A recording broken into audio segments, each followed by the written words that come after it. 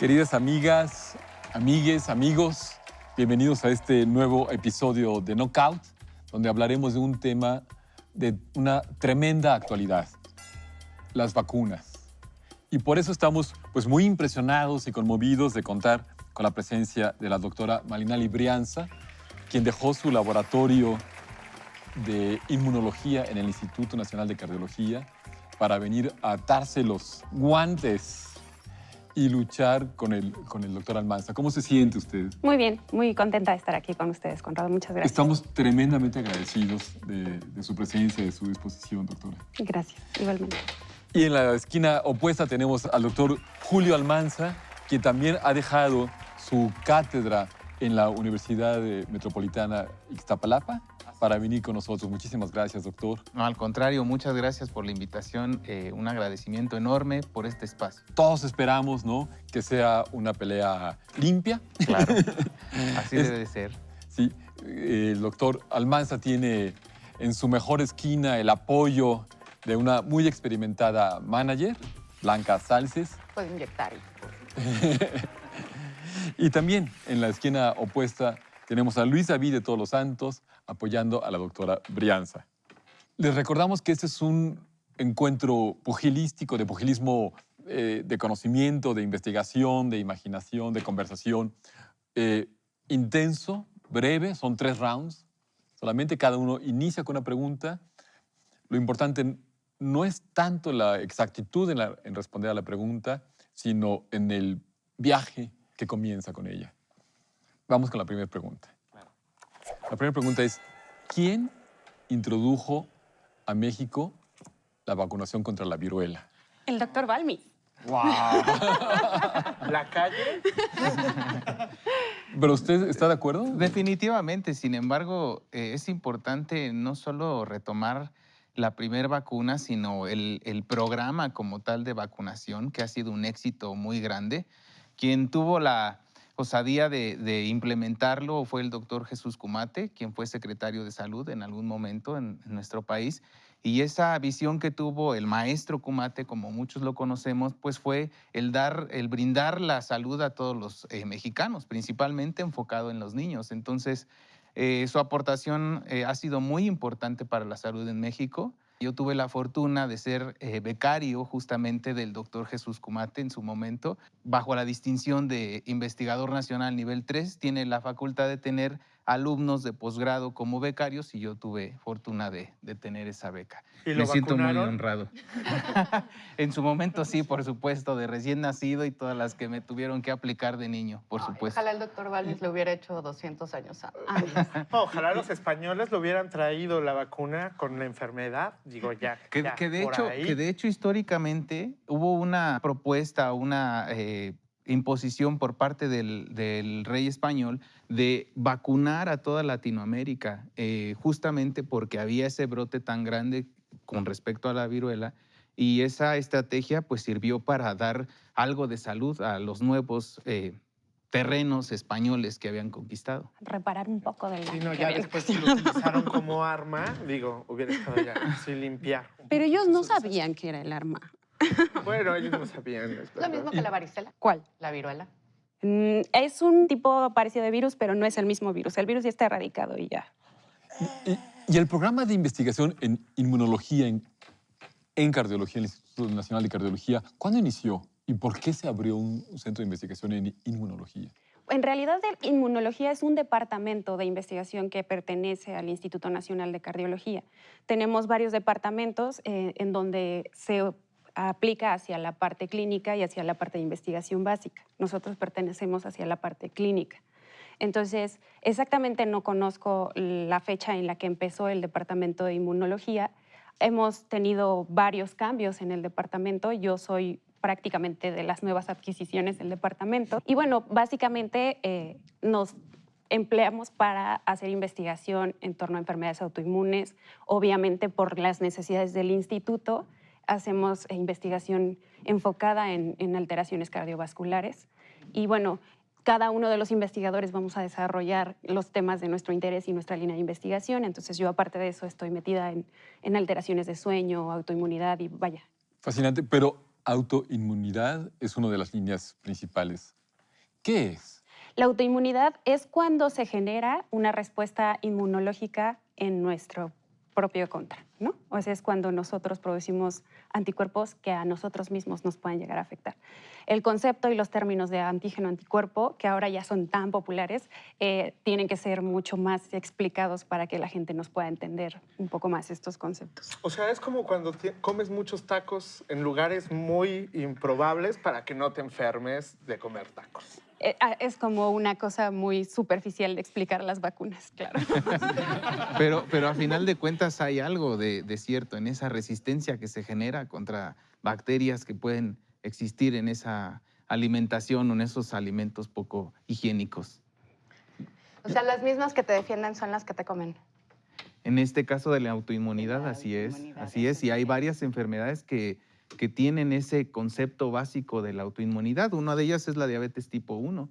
Pero no, o sea, no es la bacteria o el microorganismo el que te afecta, sino Sino lo que tus tú propios haces. anticuerpos. O sea, dejan de perder ese camino y empiezan sí, se desregula el sistema inmunológico. Uno contra uno mismo. Uno contra uno mismo, así es. Exactamente. Bueno, el tiempo se nos vino contra nosotros mismos. Terminamos este round. Yo tengo la impresión de que ambos dijeron la respuesta acertada al mismo tiempo, doctor Balmis, ¿no? Que es correcto. En 1804, es decir, muy cerca de la creación de las vacunas, vino a ser un programa de vacunación muy complejo porque abarcaba a todo el continente, como dijo el doctor Almanza. Era un programa de todo Hispanoamérica, pero el problema principal era cómo transportar la vacuna. Entonces tuvo la ocurrencia de traer a 22, ya veo la sonrisa Es que fue una de sabía. Marinali, de traer a 22 huérfanos Sí. de La Coruña que se venían alternando, ¿no? Con las pústulas de uno, inoculaban y así logró llegar hasta América, hasta México, la vacunación. Y aquí siguió ese sistema. Entonces fue un proyecto pues, muy moderno, quizá fue una de las grandes operaciones humanitarias en la historia de la humanidad, probablemente la primera. Así es. Así es que el round se lo llevan ustedes dos. Es el primero. El encuentro puede ser muy cerrado en los próximos rounds. No se los pierdan.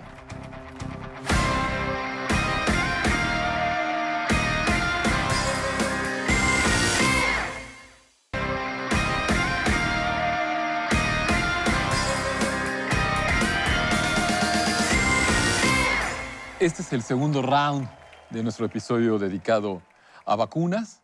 Tenemos la fortuna de contar con nosotros a la doctora Brianza, al doctor Almanza. Muchísimas gracias por su tiempo. ¿Dónde y cuándo se presentó en México el último caso de poliomielitis? Monitorear los casos de una infección como esta es complicado, más en una época en la cual pues a lo mejor no se tenía un registro tan fino. Hoy en día, por ejemplo, con el COVID tenemos problemas de registro de casos, ¿no?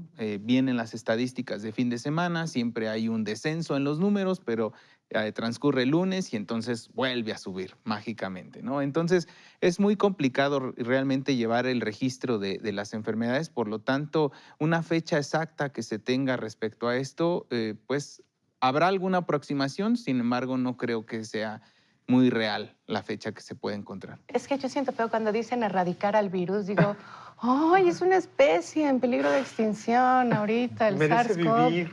El virus no está vivo. Ah, ok, gracias. Tampoco es una especie. El virus no es un organismo vivo. Las bacterias sí. Por eso es un virus, porque necesita de una célula para poder replicarse y por eso siempre está ahí de metiche. Y los virus llegaron mucho, mucho antes que nosotros. Claro. Nosotros somos invasores de los virus, ¿no? Y los virus son necesarios para que el ecosistema y todo lo demás esté en equilibrio. No se formó en un laboratorio. No se formó en un laboratorio. ¿Pero se vale erradicar a los virus éticamente? Claro, es necesario. Es decir, virus como el del COVID puede ser que hayan preexistido. Bueno, el COVID pertenece a un subtipo de virus que todos ya conocemos, ya se hizo muy famoso, que son los coronavirus. De todos los coronavirus que existen en el mundo, solamente 7 son realmente infecciosos para el humano. Lo que pasa es un fenómeno natural en donde de un animal pasa a los humanos y se hace infeccioso para los humanos. Y entonces es cuando llegó el coronavirus y se hizo infeccioso. Pero ante la historia previa, pues teníamos ya el SARS-CoV-1 y el MERS, ¿no? ¿Qué es lo importante del virus actualmente? Que es altamente infeccioso, a diferencia de los otros dos. Y la infección es tan importante porque en el caso del SARS-CoV-1 y el MERS, la gente se enfermaba, empezaba a tener síntomas y entonces era contagioso. Pero lo que pasa ahorita con nuestro coronavirus de moda es que podemos infectar aunque no tengamos síntomas, antes y después. Y eso es lo peligroso para los que no se vacunan, porque no sabemos si te puedo contagiar. Exacto. ¿Cómo se ve desde sus sitios de reflexión, de investigación, en un plano personal? ¿Cómo ven el paisaje, los retos, las circunstancias de la vacunación en México? Es importante reconocer contra qué nos va a proteger la vacuna. No nos va a proteger contra el desarrollo de la enfermedad, sino contra un cuadro grave de enfermedad. Aquí lo importante es reconocer esa vacuna, ¿para qué me la voy a poner? Para protegerme de ir a parar a un hospital y hacer un cuadro grave. Eso es lo más importante. Sin embargo, yo diría que realmente para esta enfermedad, el hecho de tener comorbilidades como obesidad, diabetes, hipertensión, es lo que lleva a las personas a desarrollar un cuadro grave.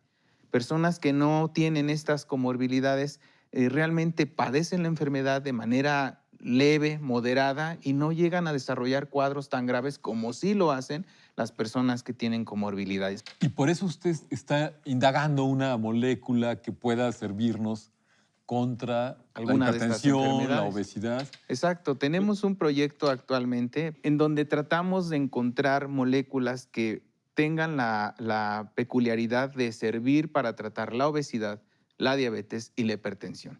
Son moléculas novedosas, son moléculas que tienen blancos terapéuticos diversos, a los cuales los hemos bautizado como multitarget, y entonces estas moléculas permitirán en un futuro, espero no muy lejano, que con un solo tratamiento puedan controlar los niveles de triglicéridos, de colesterol, bajar los niveles de presión y de paso bajar los niveles de glucosa.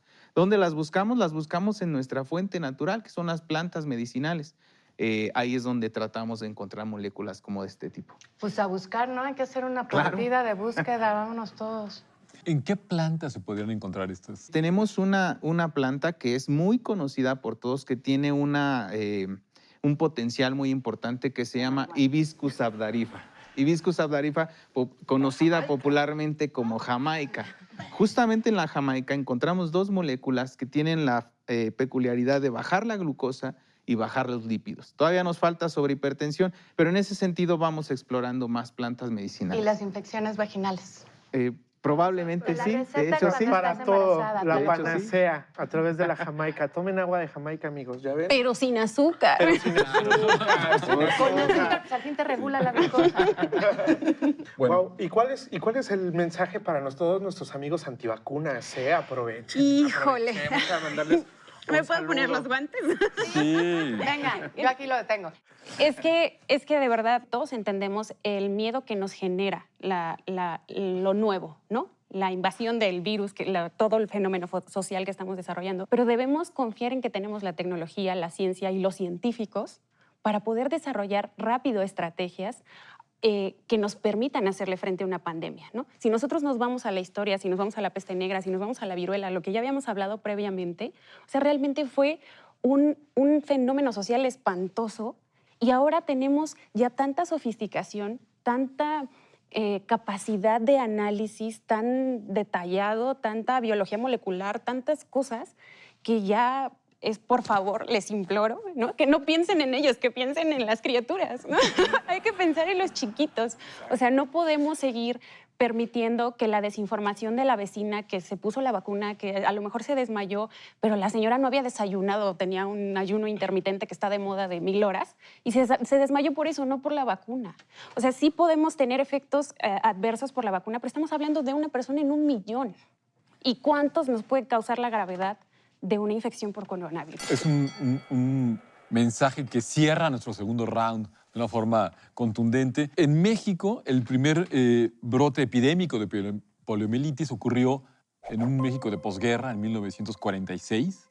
O sea, inmediatamente, al día siguiente de la Segunda Guerra Mundial, surgieron 248 casos La vacuna contra la polio se creó muy poco después, 9 años después, en 1955, y el último brote, claro, tomamos el dato con todas las reservas que el doctor Julio Almanza nos pide, pero el último dato registrado fue en 1990 en Tomatlán, Jalisco. Les quiero confesar que en algún momento estuve tentado a darle este round al doctor Almanza por la Jamaica, pero ante la vehemencia, ¿no?, de este llamado, hasta esta imploración de la doctora Brianza, pues no queda más que rendirnos, doctor, y darle el round a la doctora Brianza. No hay ningún problema. Pero hay un tercer round, así es que los esperamos para ver cuál va a ser el desenlace de este episodio acerca de las vacunas.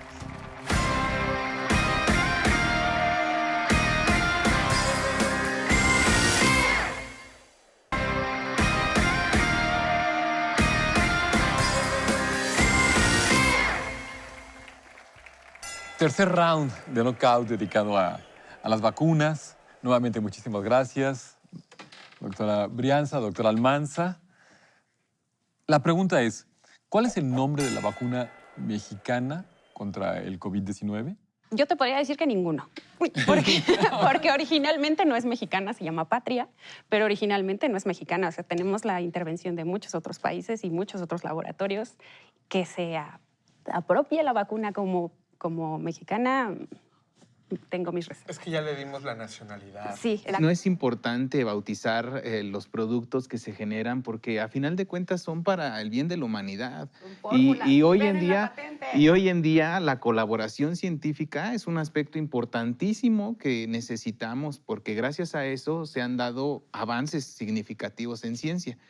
Si cada científico fuera celoso de su conocimiento, de su metodología, de sus instrumentos, créanme que este avance no se hubiera logrado. Cada uno aporta su granito de arena y a final de cuentas es una contribución humanitaria. Entonces, ponerle la etiqueta de si es mexicana, si es europea, si es de tal laboratorio, pues es más bien un tono, digamos, comercial, político, vaya. Es la vacuna la que iba a desarrollar la de la desinformación. Esa vacuna es súper importante. Yo creo que esa es la que necesitamos hoy en día en todo el mundo, la vacuna contra la desinformación. Porque hoy en día ya tenemos expertos en medicina, antropólogos, arquitectos, de la nada surgen. Cuando hay un evento significativo, ya empiezan a opinar los expertos en las redes sociales. Esto lo debemos de parar. Y le creen más a la vecina o a una actriz que el señor que trae bata y que hizo el doctorado. O sea, ¿me explico? Así es, desafortunadamente. ¿Ustedes tienen la impresión de que la pandemia ha colocado a la medicina o a la ciencia en un lugar más prominente en las decisiones de la política pública? Desafortunadamente no, Conrado. Desafortunadamente la ciencia es la que menos apoyo tiene en nuestro país. Si nos comparamos con otros países, el Producto Interno Bruto, el porcentaje que destinan para ciencia en otros países es inmensamente superior al de nosotros.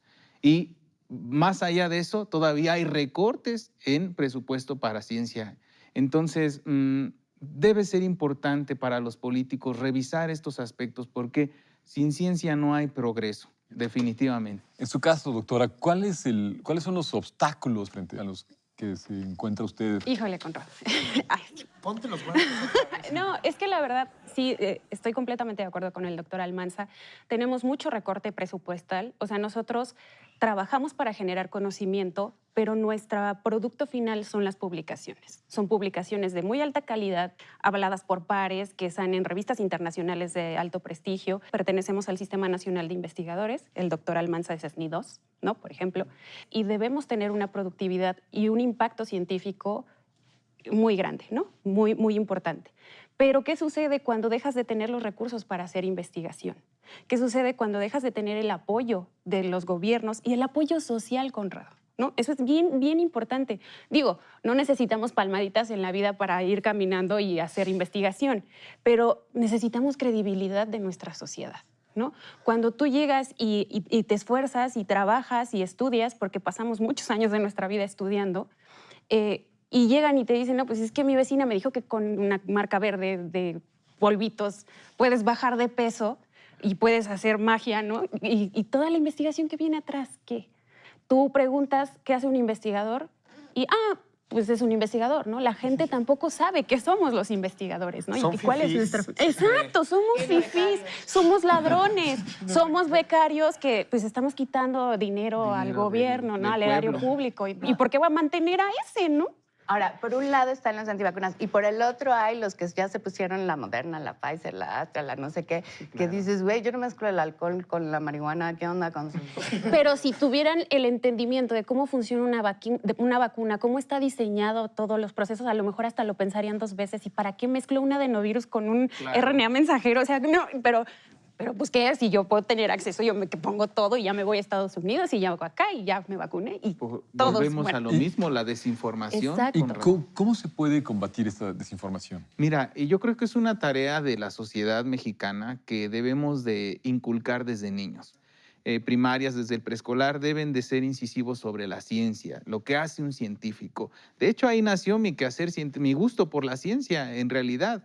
Yo era un niño que le gustaba explorar, que le gustaba averiguar cosas, cómo funcionaban, pero si se incentiva, se va a dar a conocer el quehacer científico y entonces se le va a dar esa credibilidad que tanto nos hace falta, como lo comenta la doctora. Y otra forma también importantísima y por la cual estoy aquí en este momento, porque estos programas son muy importantes, Conrad, y son muy necesarios. La gente debe ver en la televisión este tipo de contenidos.